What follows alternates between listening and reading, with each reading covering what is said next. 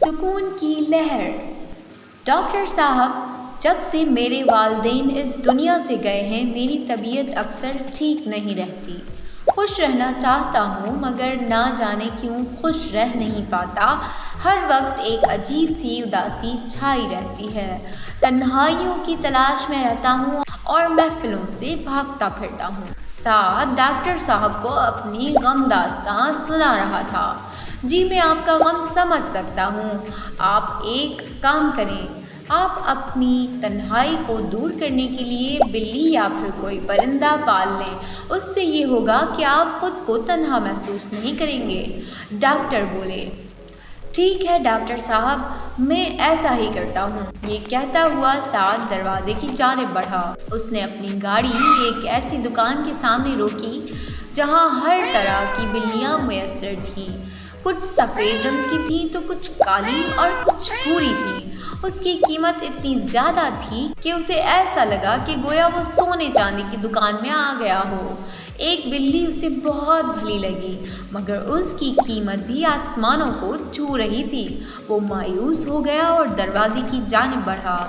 اس لمحے ایک صاحب اپنی بچی کے ساتھ اندر داخل ہوئے۔ ان کے ساتھ ایک چھوٹی سی بچی بھی تھی جو یقیناً ان کی بیٹی تھی۔ اس چھوٹی سی پیاری سی بچی کے ہاتھ میں ایک سفید رنگ کی ننھی سی بلی ٹوکری میں بیٹھی تھی۔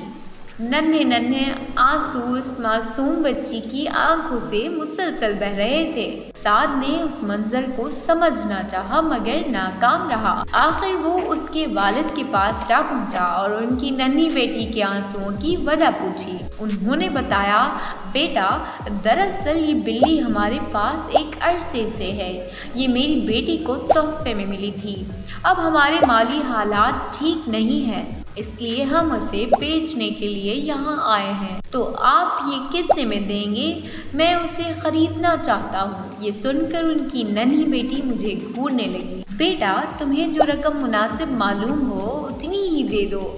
وہ بولے، انکل کیا آپ مجھے یہ 2000 میں دیں گے؟ سعد نے سوال کیا۔ ہاں بیٹا یہی ٹھیک ہے۔ یہ کہتے ہوئے انہوں نے بچی سے وہ ٹوکری لی جس میں بلی آرام سے بیٹھی تھی۔ وہ ٹوکری اس کے ہاتھ میں پکڑا دی۔ اس پر وہ ننھی سی گڑیا بلک بلک کر رونے لگی۔ سعد سے یہ منظر دیکھا نہ گیا۔ اس نے جلدی سے 2000 روپے بچی کے والد کے ہاتھ میں پکڑا دیے۔ پھر سعد بچی کی جانب بڑھا اور بلی اس کے ہاتھ میں تھما دی۔ بچی نے بلی کو لپک کر ہاتھوں سے لیا اور اپنے گلے سے لگا لیا۔ اس ننھی پری کی خوشی دیکھ کر میرے اندر سکون کی لہر دوڑ گئی۔ بیٹا تم نے یہ کیا کیا؟ انکل حیران کھڑے تھے۔